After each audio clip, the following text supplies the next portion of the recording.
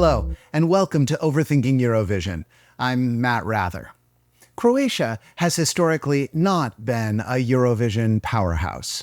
In the 10 times they participated between the years 2010 and 2022, they only qualified for the finals twice. And although we are sorely tempted to drop in a clip of My Friend from 2017 here, we already did that in the Luxembourg video, and we gotta draw the line at once per year. But in 2023, one of Croatia's most beloved bands decided to enter the Dora Festival with an avant-garde rock song. And we were completely obsessed with it. If you watched our big video about Let 3 last year, which got the official Let 3 stamp of approval by the way, you might remember that Mama Shche started with a play. In the summer of 2022, Let 3 bassist Damir Martinovic and his wife Ivanka Mazurkiewicz were doing the music for Lysistrata, a loose adaptation of the ancient Greek comedy by Aristophanes. It incorporated some of the works of Croatian writer Predrag Lucic, and one of Lucic's poems inspired Damir to write Mama Shche. And after Damir got back from Liverpool on his tractor, he and Ivanka went right back to the world of theater. In September, they did the music for a comedy called Saturday, Sunday, and Monday. In late November, they did the music for a production of A Midsummer Night's Dream. In January, they did the music for Petty Wedding, an adaptation of a play by Bertolt Brecht. And all three of those were directed by the guy who did Lysistrata, Paolo Magelli. You want to know how much these two love Paolo Magelli? In 2022, they actually recorded an album called Magelli that was a 40-minute tribute to Paolo Magelli. So Damir was the peanut butter in a peanut butter Magelli sandwich, and it seemed like a full-time gig. But on December 15th, Let 3 was announced as one of the acts selected to compete at the Dora Song Competition, an announcement that was met with immediate denials. I suppose it's some hack. The song Babaroga doesn't exist. How are we supposed to perform a song that doesn't exist? What should we do? At first we thought this was a pretty straightforward joke about the song title. Babaroga means boogeyman. So Damir was basically saying that the boogeyman doesn't exist. We called him Baba Yaga, the boogeyman. But it turned out to be more complicated than that. All 24 songs were released on January 9th, including Babaroga, and this was not how most people picture the boogeyman. It's a very different musical style than Mama Shche. Frontman Zoran Prodanovic is so heavily auto-tuned that it's impossible to tell it's even him. And this may be the point. Damir furiously told the press that the song was the work of an imposter. On Instagram, he insisted, "I have engaged the state attorney's office and various other experts, and we will see who is to blame and who set us up." So since Let 3 wouldn't even admit they wrote the song, they obviously weren't giving interviews about it, and the exact meaning remains mysterious. People have said it's about religion, or it's about government corruption. But the most popular theory is that this is a commentary on AI. Over the last couple years, artists have increasingly seen their ability to earn a living threatened by machines trained to copy their style. In late 2022, MIT Technology Review published an article about how fantasy artist Greg Rutkowski had become one of the top prompts for AI art. In April 2023, a song featuring the AI voices of Drake and The Weeknd blew up on TikTok. In January 2024, the Dudesy podcast made an hour-long stand-up special starring an AI George Carlin. And in late November 2023, AI came to Eurovision. San Marino's broadcaster announced a partnership with the music tech company Kaspersky. People were invited to generate a song using its AI. The best results would be polished by human artists, and a jury would select one of them for a guaranteed spot in the San Marino National Finals. Kaspersky's website gushed, "No experience? No problem. Every one of us has a song within waiting to be heard. Can't sing? Don't fret. We'll pair your song with the perfect voice to bring it to life." The idea was that a complete lack of artistic skill shouldn't be a barrier to producing art. But, maybe it should be? I'll let Tom Hanks explain it. If it wasn't hard, everyone would do it. The hard is what makes it great. In any case, the song Kaspersky came up with, The Last Polar Bear, didn't seem like an immediate existential threat to human creativity. Seals were plenty and fish was less. The song was reworked by Dana Gillespie, a legendary name from the 1970s English rock scene, and it was certainly a big improvement. Once seals were plenty and fish swam free. But even she sounded less than enthusiastic about the future of music. AI is here to stay with a vengeance. We all better get used to it. And even if somebody doesn't like it, there's nothing you can do about it. It's going to take us over. In the end, The Last Polar Bear managed to come in 7th out of 17 songs in the San Marino finals. But there may come a day when we look back on it as a chilling harbinger of paradigm shifts to come. The first step in normalizing a model where human creativity is just there to give a final polish to something produced by an algorithm. So if Babaroga was indeed about AI, it was both very timely and very let free.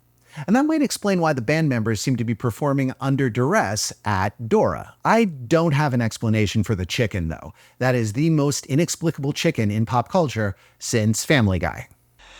Chicken gave me a bad coupon. But in any case, Let 3 finished in 3rd place at Dora. The winner was a guy who was only competing because one of the selected artists dropped out at the last minute. I'm not even supposed to be here today! Marko Purisic was part of the Croatian folk metal band Mantra from 2011 to 2022. And if you listen to Mantra's more recent music, it's not that far off from Rim Tim Tagi Dim. You've got these dark, industrial-sounding verses, This is my sacrifice, and they explode into melodic choruses. In 2019, the group competed in Dora, coming in 4th place. Interestingly, Marko wasn't too happy about that experience. I was a little kid who was like, well, we're a metal band. What are we doing on Dora? That doesn't make sense. And I didn't really enjoy it then. After leaving the band in 2023, Marko offered to write songs for other artists, but didn't get much interest, so he decided to write some music for himself, mostly as a hobby. He named his solo project Baby Lasagna, just to be funny. And that points out an important difference between Mantra and Baby Lasagna. Mantra has a sense of humor, but everything they do has a very dark tone. They wear a lot of black, their videos feature skulls and swords, and they sing lyrics like this. where salt eats the suffering pain in disguise. Compare this to Baby Lasagna, whose first single in October 2023 was about wanting to be Instagram famous. Come on, Eurovision fans, what song am I about to compare this to? Sing it with her. That's right, people. Although I am drawing the line at one clip from my friend each year, there is no limit to the amount I will play the Social Network song, Uh-Oh, Oh, Uh-Oh. Marko's debut as a solo artist was called IG Boy, spelled in the Avril Lavigne style. And here we have our first comparison to Keria.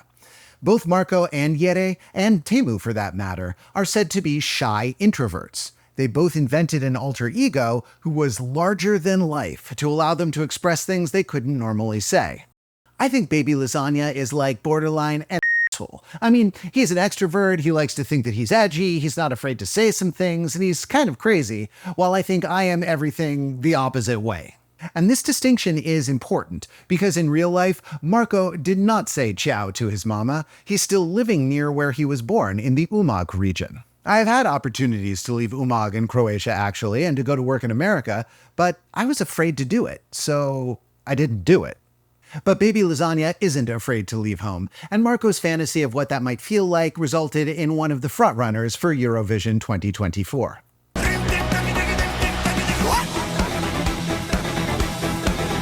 This song was an instant fan favorite, and it won Dora in a landslide. But it also got immediate criticism for being too similar to Cha Cha Cha from last year. It's almost like artists are sometimes inspired by each other. How dare they? If these people had been around for the Impression exhibition of 1874, they'd be posting, "Hey, Degas and Renoir are just ripping off Monet. We already have an Impressionist painter, so these hacks will just have to go invent their own art movement." But hey, check out the top comment on that TikTok. That's right, it's Keria. So everyone listen to Mr. Pina Colada himself and chill. In any case, if Baby Lasagna is taking inspiration from anyone, it's Electric Callboy. He's very upfront about his adoration of this band. Bi im biti predgrupa na turneji njihovoj, to bi bila velika čast zato što oni jesu velika inspiracija za glazbu Baby Lasagna. Hey, can you imagine how lucky Germany would be if Electric Callboy were actually willing to represent them? What's that? So this is our official application for the 2022 Eurovision Song Contest in Torino. So who did Germany pick instead? Guy who got no point? Okay, wow. Just imagine if Electric Callboy had narrowly lost to Malik Harris in the final round of... Sorry, what? It wasn't the final round? They weren't even picked to compete? Well, that must have been way before they hit it big. It was only a few months after We Got the Moves came out? Huh. Okay. Anyone who is not German, cover your ears. I need to talk to the Germans for a second. Okay, are they gone? Sind die vier alleine? Okay. Germany, what's up? What's going on? Are you okay? I'm worried about you, G-Dog. What's wrong? You miss Angela Merkel? Now, the good news is I solved your Eurovision problem for you. Check out last week's video about Stefan Raab. Trust me, that guy knows what he's doing. But you gotta promise me, if Electric Callboy ever volunteers again, you say yeah. So, back to Baby Lasagna. What we have here is someone who reminds people of Carrier in a bunch of good ways. He's a shy sweetie pie who has an outgoing stage persona. He was an underdog going into the national final. He has a song with a nonsense title that's a hybrid of rock and rap. And here's another similarity. Last year we praised Cha Cha Cha for being deeply personal, but also touching on something the whole nation could identify with, namely Finland's introverted tendencies. Well, Rim Tim Tagi Dim does a similar thing. It was inspired by Marco's own life, but it's also about the broader issue of Gen Z migrating away from rural Croatia. Hrvatskog stanja, to je u biti da mladi moraju često napustiti svoju zemlju. Tako to je još češće kod nas slučaj u Istri, pa moraju se seliti u najmanju ruku u Zagreb, a više češće nego rjeđe moraju otići u Irsku, u Njemačku i slično. Okay, but there are a lot of European countries with an aging population and a lack of new jobs. Why are things so bad in Croatia specifically? Well, here's one reason. There were a lot of negatives about living in communist Yugoslavia. Political repression, subcompact cars that needed the timing belt replaced every 40,000 miles, and uncomfortably sexual band names. But one perk is that the government heavily subsidized housing. In fact, it's my understanding that heavily subsidized housing is like the main thing about communism. So by the time free market capitalism arrived in the 1990s, most residents in Marco's home region of Istria already owed their houses or apartments outright. Now look, we're not saying that this was particularly nice housing, but it was affordable housing for everyone in one of the nicest resort areas of the Mediterranean. Thanks, Tito. I'm greatly oversimplifying the process of privatization, which could be complex and messy, but, sir, this is a Wendy's. But here's the problem. Wages in Croatia have always been low compared with Western Europe, but the cost of housing in Istria today is fairly high because of all the foreigners who would be happy to own a summer place there. So today, anyone who got a house in the early 90s or inherited one can stick around. But anyone young looking to buy their own place is probably going to be priced out of the area where they grew up. Istria has some of the problems of a place like Venice. It's so picturesque that the real estate market gets inflated by Peggy Guggenheim.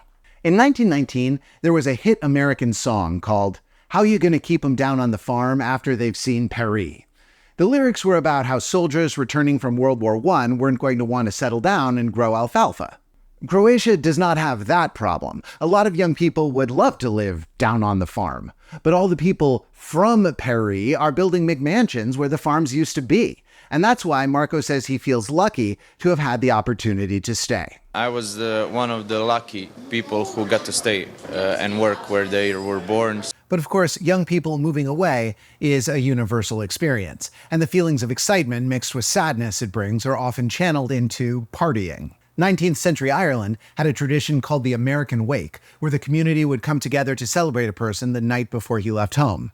Song and dance followed, only to be interrupted by offers of tea and stronger beverages. Jibs, reels, quadrilles, hornpipes, and Irish step dancing were the order of the day. The next morning, the emigrant was accompanied by friends and family to the train station or the dockside for his embarkation. And leaving a small town to move to the big city has inspired a lot of art over the years, from the biblical story of Ruth to Zootopia. I mean, look at Alfred in Downton Abbey.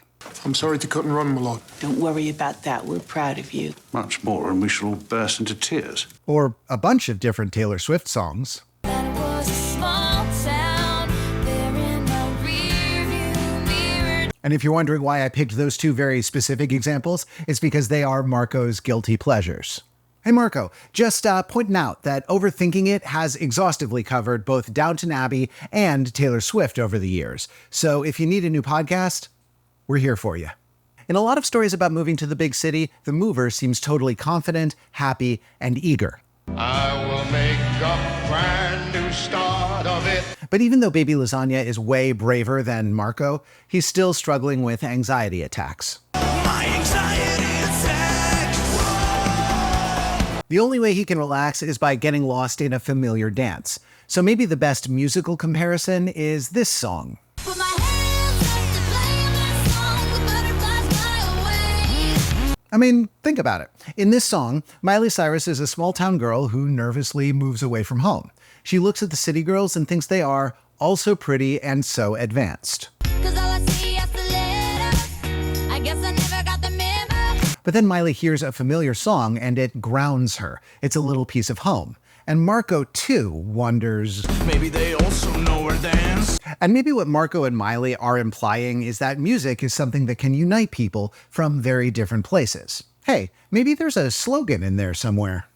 So let's learn a little more about the specific dance that the song is named after. We don't usually have special guests on this show, but today I am proud to be joined by Dr. Cristina Martinez, an anthropologist on the faculty of the University of Santa Cruz. Dr. Martinez has written 2 books on the folk dances of the Balkans, her most recent being Embroidery in Motion. Dr. Martinez, welcome to Overthinking It. Thank you for having me. Dr. Martinez, please tell us about the history and the significance of Croatia's Rim Tim Tagi Dim dance. It's not real. It's made up for the song.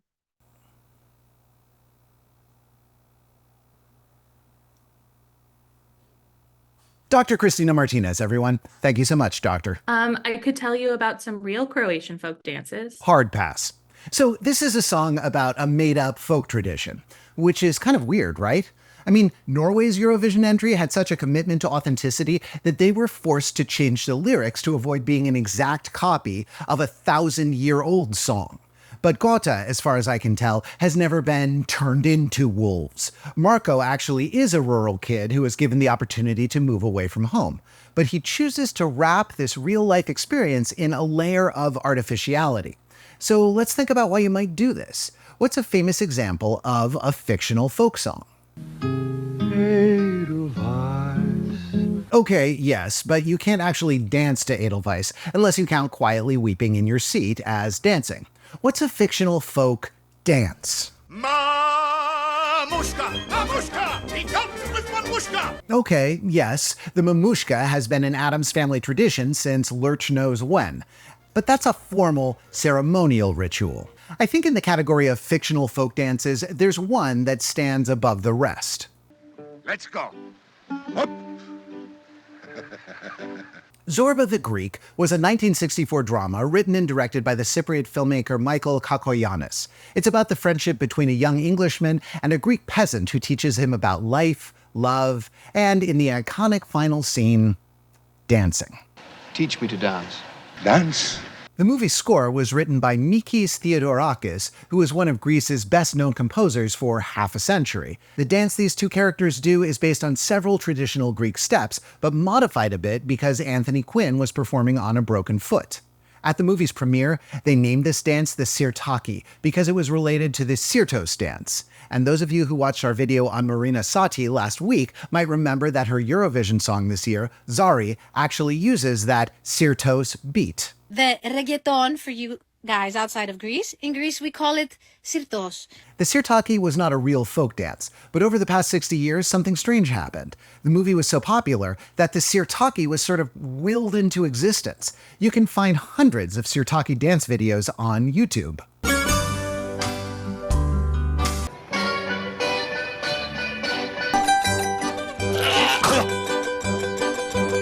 But although the sirtaki is the gold standard for fictional folk dances, we don't think it's the best thing to compare the Rim Tim Tagi Dim to, because a crucial piece of the Rim Tim Tagi Dim is its name. It's a silly name that Baby Lasagna says a lot. You remember the first rule of Fight Club? Well, the first rule of Rim Tim Tagi Dim is that you do talk about Rim Tim Tagi Dim. The sirtaki, on the other hand, is never named in the movie, so you don't have a clear sense that this is a specific dance that means a lot to the locals. You are the dancing queen. You know what the Rim Tim Tagi Dim reminds us of more than anything? It's something Eurovision related, but not from the song contest itself. Yeah, ding dong. Baby Lasagna, the absolute madman, has invented the Croatian version of Ya Ya Ding Dong. You have to play it again! Tell me, when will it be enough for you? It will never be enough! I only want to hear Ya Ya Ding Dong! Still, that doesn't answer the question of why you'd invent a folk dance here. What does that accomplish from a songwriting perspective? Well, look, in the Eurovision movie, Ya Ya Ding Dong is supposed to be a funny, over-the-top stand-in for songs of that type.